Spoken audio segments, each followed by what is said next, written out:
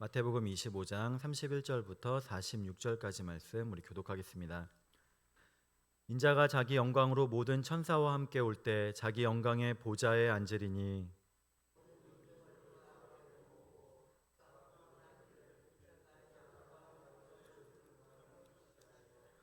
양은 그 오른편에 염소는 왼편에 두리라.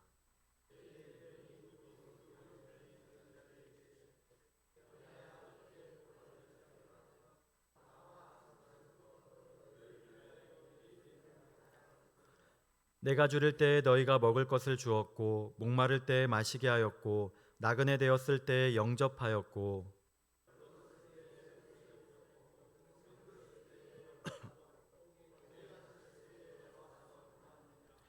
이에 의인들이 대답하여 이르되 주여 우리가 어느 때에 주께서 줄이신 것을 보고 음식을 대접하였으며 목마르신 것을 보고 마시게 하였나이까.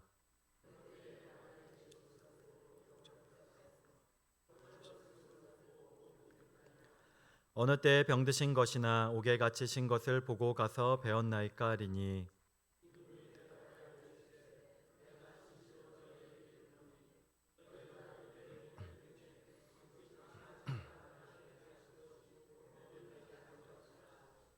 또 왼편에 있는 자들에게 이르시되 저주를 받은 자들아 나를 떠나 마귀와 그 사자들을 위하여 예비된 영원한 불에 들어가라.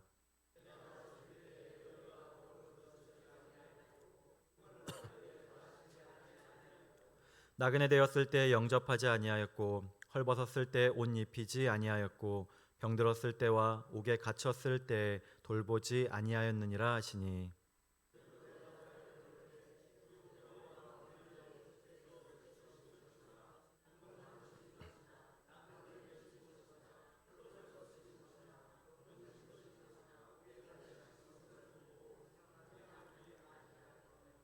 이에 임금이 대답하여 이르시되 내가 진실로 너희에게 이르노니 이 지극히 작은 자나에게 하지 아니한 것이 곧 내게 하지 아니한 것이니라 하시리니 그들은 영벌에 의인들은 영생에 들어가리라 하시니라. 아멘. 네, 오늘 내 아버지께 복받을 자라는 제목으로 말씀 나누겠습니다. 오늘 말씀해 보니까 예수님께서 다시 이 땅에 오시는 날 마지막 심판의 때가 있음을 우리에게 분명히 말씀합니다. 오늘 말씀 31절에 보니까 인자가 자기 영광으로 모든 천사와 함께 올 때 자기 영광의 보좌에 앉으리니 말씀합니다. 인자는 말 그대로 이 사람의 아들을 말합니다. 그런데 성경에서는 이 종말의 때에 다시 이 땅에 오시는 예수님을 그렇게 부르는 것입니다. 예수님께서는 십자가에서 고난을 받으시고 돌아가셨습니다. 그리고 다시 살아나셔서 부활 승천하사 하늘에 오르시고 지금도 우리와 영원토록 함께 하십니다. 그런데 마지막 때 이 세상의 종말의 때에 다시 이 땅에 오신다는 것입니다. 31절에 다시 보면은 영광으로 또 모든 천사와 함께 영광의 보좌에 앉으신다고 말씀합니다. 이 땅에 처음 오실 때 예수님의 모습은 어떠했습니까? 우리 이사야 말씀을 보면은 고운 모양도 없고 풍채도 없고 흠모할 만한 아름다운 것이 없다고 그렇게 말씀합니다. 이 땅에 지극히 낮고 천한 말 그대로 말구유에서 태어나시는 이 지극히 천한 모습으로 오셨습니다. 그런데 이 땅에 다시 오실 때에는 그렇게 천하고 또 그렇게 비천한 모습으로 오시지 않습니다. 영광 가운데 이 땅에 임하시는 것입니다. 그때에는 심판의 주로서 이 땅에 오십니다. 우리는 이러한 사실을 깨달아야 되겠습니다. 이 세상은 마지막 때, 심판의 때가 있는 것입니다.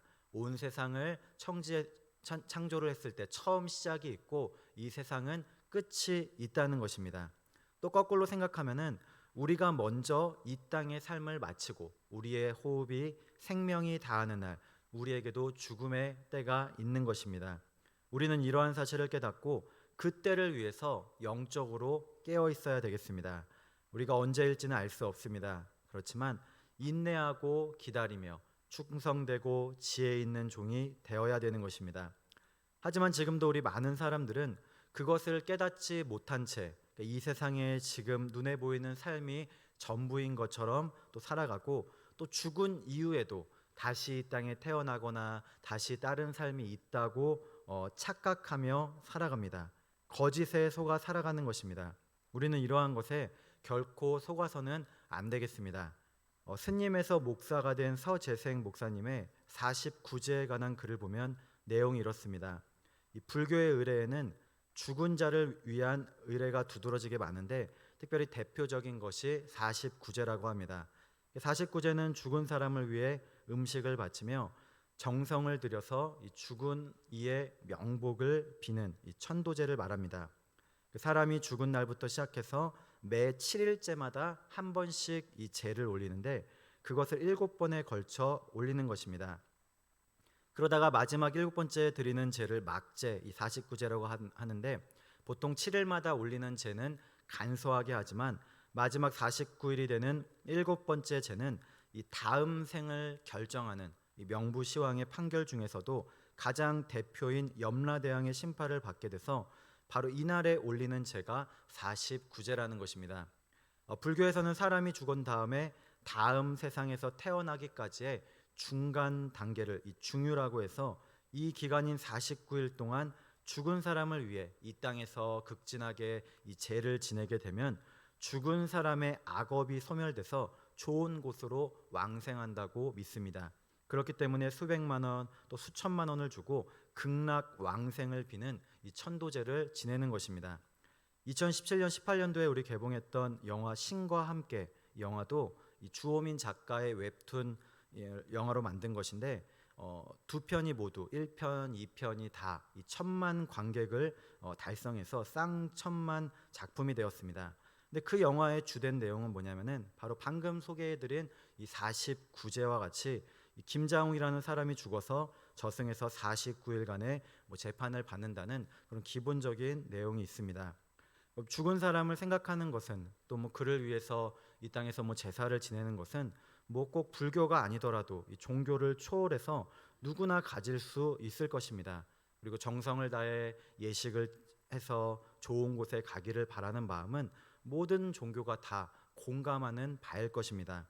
하지만 우리가 분명히 알 것은 성경에서는 한 번 죽는 것은 정해진 것이요 그 후에는 심판이 있다고 말씀합니다. 히브리서 9장 27절에 보니 한 번 죽는 것은 사람에게 정해진 것이요 그 후에는 심판이 있으리니 말씀합니다. 요한복음 5장 29절에도 선한 일을 행한 자는 생명의 부활로 악한 일을 행한 자는 심판의 부활로 나오리라 말씀합니다. 우리는 내가 죽어서 다시 무슨 악업이 소멸되고 다음 생이 있고 무슨 동물이 되었다가 뭐가 되었다가 다시 사람이 되고 이런 것에 우리가 속아서는 안 되는 것입니다. 믿는 사람들에게는 하나님 나라가 영원한 나라가 허락되지만 그렇지 않은 영혼들에게는 지옥의 형벌이 주어지는 것입니다.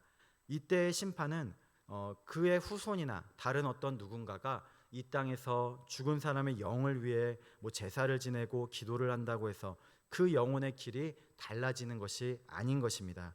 또 죽은 사람이 다시 어떤 다른 무언가로 태어나는 것도 아닙니다. 오직 하나님께서 행하시는 이 심판의 때가 있음을 믿으시기 바랍니다. 한 번 죽는 것은 사람에게 정해진 것이요 한 번 죽고 두 번 죽고 세 번 죽고 한 번 태어나고 두 번 태어나고 세 번 태어나는 것이 아니라 한 번 죽는 것은 사람에게 정해진 것이요 그 후에는 심판이 있으리니 우리 오늘 예수님께서 다시 이 땅에 오시는 날과 같이 또 우리가 생명이 다하는 날 저 영원한 하늘나라 우리 천국에 가는 소망을 갖고 살아가시기를 바랍니다. 언제나 이 땅에서 우리가 인내하며 살아가며 저 하늘나라를 바라보는 우리 복된 성도 여러분 되시기를 주님의 이름으로 축복합니다. 두 번째로 오늘 말씀해 보니까 이와 같이 마지막 때가 있는데 그때에는 그 행함에 따라 영생과 영벌이 나눠짐을 보게 됩니다. 32절 33절에 보니까 모든 민족을 그 앞에 모으고 각각 구분하기를 목자가 양과 염소를 구분하는 것 같이 하여 양은 그 오른편에 염소는 왼편에 두리라 말씀합니다. 양과 염소 이렇게 같이 두면 이렇게 비슷한가 봅니다. 그런데 그것을 이제 잘 구분해서 살펴보아서 이렇게 나누는데 그렇게 나눈 다음에 우리 34절에 내 아버지께 복받을 자 우리 창세로부터 너희를 위해서 예비된 나라를 상속받으라고 말씀합니다. 그리고 오늘 말씀 제일 끝에 46절에 보면 그들은 영벌에 의인들은 영생에 들어가리라 하시니라 말씀합니다.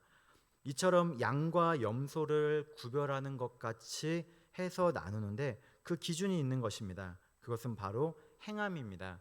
우리 35절 36절에 보니까 내가 줄일 때에 너희가 먹을 것을 주었고 목마를 때에 마시게 하였고 나그네 되었을 때 영접하였고 헐벗었을 때에 옷을 입혔고 병들었을 때에 돌보았고 옥에 갇혔을 때에 와서 보았느니라 말씀합니다. 오른편에 선 의인이라고 칭함받은 이들은 예수님께서 줄이셨을 때 먹을 것을 드렸고 목마르셨을 때 마시게 하였고 나그네 되셨을 때 영접했고 헐벗었을 때 옷 입혀 드렸고 병들었을 때 돌봐드리고 옥에 갇히셨을 때 찾아가서 만나 뵌 것입니다. 그러자 37, 38, 39절에 보니까 언제 자신들이 그렇게 예수님을 찾아가 대접해 드렸느냐고 묻습니다. 이들은 예수님을 만난 적이 없습니다. 또 다른 사람을 돕는 선행을 할 때 어떤 보상, 대가를 바라고 한 것이 아니었습니다. 이렇게 어리둥절해서 질문하자 예수님께서는 말씀하십니다. 40절에 보니까 임금이 대답하여 이르시되 내가 진실로 너희에게 이르노니 너희가 여기 내 형제 중 지극히 작은 자 하나에게 한 것이 곧 내게 한 것이니라 하시고 말씀합니다. 여기서 우리가 알 수 있는 것은 무엇입니까? 심판의 주로 이 땅 가운데 임하시는 우리의 영원한 왕 임금 되시는 예수님은 모든 고난당하는 사람들, 아무런 힘도 없고 고통 가운데 있는 자들을 만나 주셨고 또 지극히 한 사람과도 함께 하셨음을 말씀해 주는 것입니다. 예수님은 자기 자신을 줄이고 목마르고 나그네 되고 헐벗고 병들고 옥에 갇힌 자들 그리고 병든 모든 고통을 당하는 사람들과 동일시하며 그들과 함께 하셨음을 말씀하는 것입니다. 하지만 왼편의 선자들은 그렇지 않습니다. 이들은 반대로 지극히 작은 자 하나를 돌보지 않았는데 이러한 행함이 없었던 이들은 결국 예수님을 배척하고 예수님을 돌보지 않은 것이 되었다는 것입니다. 그래서 저주를 받아 영원한 형벌, 영원한 불에 들어가는 심판을 받게 됩니다. 이처럼 심판의 때에는 중간이 없이 오른편 아니면 왼편으로 나누어지는 것입니다. 여기서 우리가 가장 먼저 생각해 볼 수 있는 것이 있다면 그렇다면 우리가 구원받는 것은 어떤 선행, 행함으로 얻어지는가입니다. 그러나 그렇지 않습니다. 구원은 믿음으로 분명히 말미암습니다. 물론 오늘 말씀에서 심판받을 때의 기준을 보면 겉으로 드러나 보이는 행동입니다. 그렇지만 사실 그 행동 내면의 동기는 그 안에 믿음이 있기 때문인 것입니다. 그래서 이러한 믿음이 있기 때문에 행동으로 나타나 드러난 것입니다. 마태복음 7장 17절에도 보니까 이와 같이 좋은 나무마다 아름다운 열매를 맺고 못된 나무가 나쁜 열매를 맺나니 말씀합니다. 야고보서 2장 22절에도 보니까 내가 보거니와 믿음이 그의 행함과 함께 일하고 행함으로 믿음이 온전하게 되었느니라 말씀합니다. 우리는 행함으로 구원받는 것이 아님을 분명히 알아야 됩니다. 그런데 믿음이 있는 자는 내 안에 믿음이 있으면 반드시 이러한 행함이라는 열매가 나타나게 된다는 것입니다. 믿음이 있기에 구원받았고 그 열매로 행위가 나타난 것입니다. 그렇다면 여기서 행함이란 어떤 행함입니까? 그것은 바로 어떤 대가나 타산을 따지는 그런 행함이 아니라 조건 없는 진실된 행함이라는 것입니다. 예수님께서는 가장 큰 계명을 말씀하실 때 위로는 하나님을 사랑하고 옆으로는 이웃을 사랑하라 말씀해 주셨습니다. 오른편의 선자들은 지극히 작은 자를 보고 선을 행했습니다. 그런데 이 선행은 결코 어떠한 대가를 바라고 상급을 받기 위한 선행이 아닌 것입니다. 오늘 말씀의 의인들은 그 말씀을 가만히 보면 자신들이 예수님을 돕는다는 것을 전혀 알지 못한 채 도움을 주었습니다. 그래서 36, 37, 38, 39절에 보면 예수님을 만난 적이 없다고 말하는 것입니다. 또 예수님을 돕는다고 생각하면서 돕지도 않았을 뿐더러 어떤 무언가를 바라고 타산하는 도움을 준 것도 아닌 것입니다. 그런데 이들은 놀랍게도 자신들도 모르게 영원한 하늘의 보물을 쌓았던 것입니다. 이들이 도움을 준 것은 다름 아닌 예수님이었던 것입니다. 말씀의 예화에 보니까 투어스의 마틴이라는 사람이 있습니다. 이 사람은 로마 군인인데 기독교인이었습니다. 근데 어느 추운 겨울날 그가 한 시가지로 들어가고 있을 때 거지 하나가 그를 잡고 한 푼 동전을 구한 것입니다. 마틴은 가진 돈이 없었습니다. 그런데 거지는 추위 때문에 시퍼렇게 떨고 있었습니다. 그는 자기가 가진 것을 그래서 주기로 결심했습니다. 그래서 자기의 낡고 헤어진 군인 외투를 벗어서 그것을 이제 둘로 이렇게 나눠서 그 절반을 거지에게 주었다는 것입니다. 그날 밤에 그는 한 꿈을 꾸었습니다. 꿈에서 그가 하늘 보좌와 천사들과 그 가운데 계시는 예수님을 보았는데, 예수님은 가만히 보니 로마 군인 군복의 반쪽을 입고 계셨던 것입니다. 그것을 옆에서 보고 있던 한 천사가 주님께 물었습니다. 주님, 왜 주님은 낡아 헤어진 군복 반쪽을 입고 계십니까? 누가 그것을 주님께 드렸습니까? 그러자 예수님께서는 부드러운 음성으로 대답하시기를 나의 종 마틴이 나에게 준 것이니라 말씀하셨다는 것입니다. 이러한 예화는 간증에서도 여러 군데에서도 쉽게 찾아볼 수 있습니다. 천국과 지옥 간증으로 유명한 이 박용규 목사님의 간증에 보면 조금 특이한 내용이 있습니다. 물론 우리가 이런 것을 다 믿고 우리가 받아들일 수는 없고 참고만 해야 되는데, 이 천국에 가서 보니까 자신이 받은 상이 상장이 걸려 있는데 두 개밖에 없었다는 것입니다. 하나는 18살 때 고아원에서 성탄절을 지키러 교회에 가다가 추위에 떨고 있는 거지 할아버지에게 잠바를 벗어준 것하고, 또 하나는 이 헌금할 돈으로 이러면 안 되긴 하는데 이게 다 식은 붕어빵 2개를 사서 드린 것이 상으로 기념되어 있었다는 것입니다. 무슨 이야기인가 보니까 이 목사님은 이제 자신의 집을 팔아 이 땅에서 성남제일교회를 개척해서 5,000명 되는 교세로 부흥시켰고 400명이나 되는 학생들에게 장학금을 주고 아파트를 교회 옆에 건축해서 50세대에게 나눠주고 가난한 신학생 39명에게 돈을 줘서 목사가 되게 하고 이렇게 큰 교회 목사니까 얼마나 많은 또 선행을 했겠습니까? 그런데 그런 것들은 하나도 천국의 상으로 기록되지 않았다는 것입니다.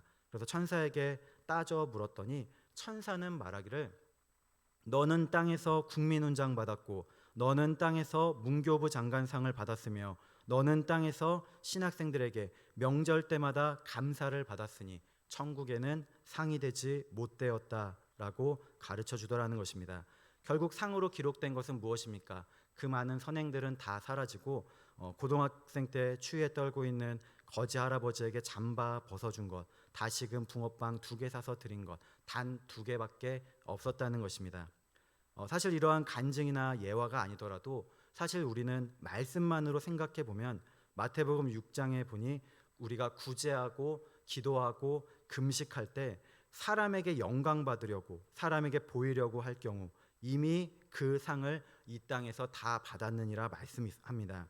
또 누가복음 14장 13절 14절에도 보면은 잔치를 베풀거든 차라리 가난한 자들, 몸 불편한 자들, 저는 자들, 맹인들을 청하라. 그리하면 그들이 갚을 것이 없으므로 내게 복이 되리니 이는 의인들의 부활 시에 내가 갚음을 받겠음이라 하시더라 말합니다. 우리가 쉽게 말하면 우리가 다른 사람들 도와주고 하다못해 음식을 갖다 주면 똑같이 우리가 갚음을 받지 않습니까? 그것이 서로 내가 한번 음식 사면 다른 사람이 사고 그러는데 우리가 하는 어떤 영적인 일, 선행에 대한 보상, 인정을 우리가 이 땅에서 다 받기보다는 은밀한 가운데 오른손이 하는 것을 왼손이 모르게 하고 골방에 들어가 문을 닫고 해서 은밀한 중에 보시는 아버지께서 갚으시는 것이 되도록 할 것을 말씀하는 것입니다.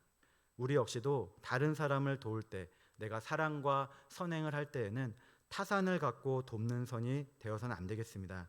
또 그렇게 했다고 해서 그 영광을 내가 받으면 안 되는 것입니다.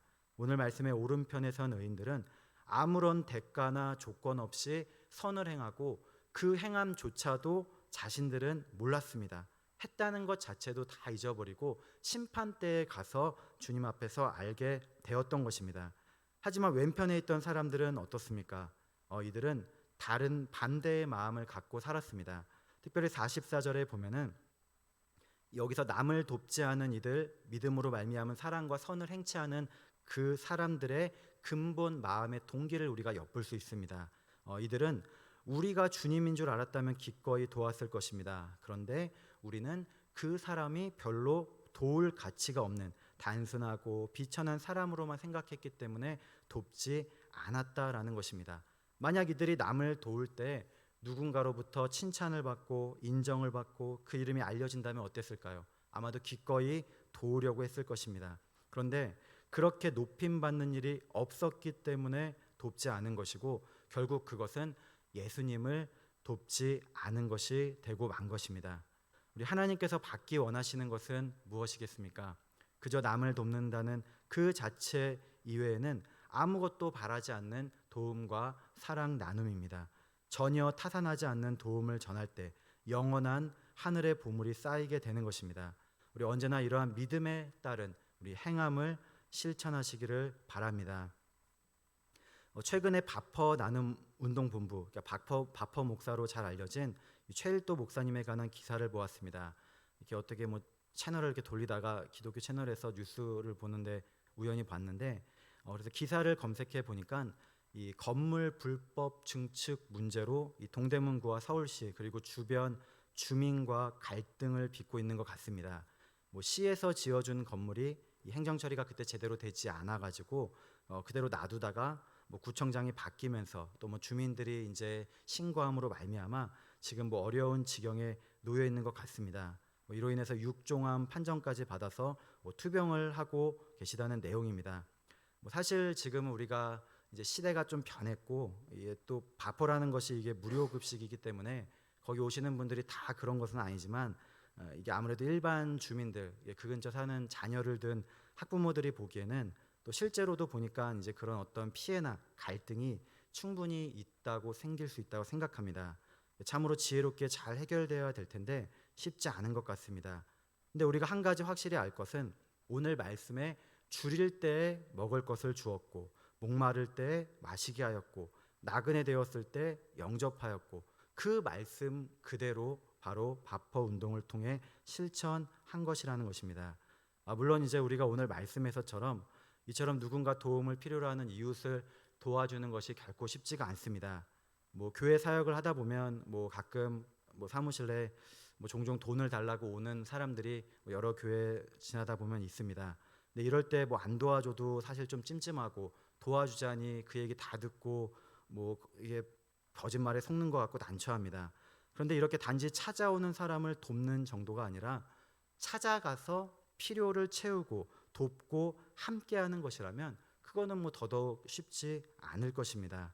또 우리가 지금 만나는 누군가, 이웃, 특히 우리가 길 가다가 잘 모르는 사람들, 마다못해 노숙자라든지 여러 사람들이 있는데 하도 우리가 흉악범죄, 묻지마, 폭행, 범죄가 일어나는 상황이라서 사실은 우리가 쉽게 선을 행하고 하다못해 아까 예화처럼 옷을 벗어준다는 것 자체가 사실 굉장히 위험하고 조심해야 되는 것이 분명합니다. 그런데 이러한 가운데 우선은 1차적으로 내가 아는 가까운 이웃을 돕고, 병들 때 돌보고, 어려울 때 손을 내밀어 찾아가는 것이 필요한 것입니다.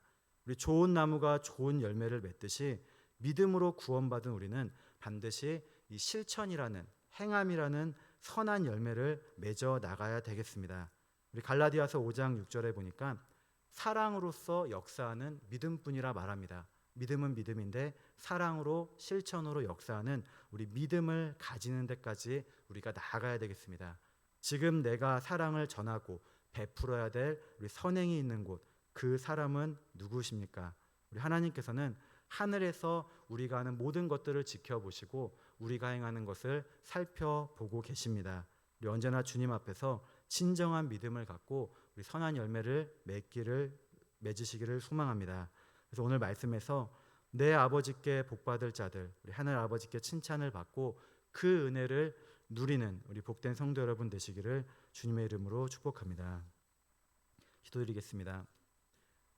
하나님 감사합니다. 예수님께서는 고통받고 소외된 사람들과 자신을 일치시키며 그 고통과 슬픔에 동참하신 것처럼 우리 역시도 예수님의 모습을 닮아 또 오늘 말씀의 오른편에 선 양들과 같은 삶을 살게 하옵소서.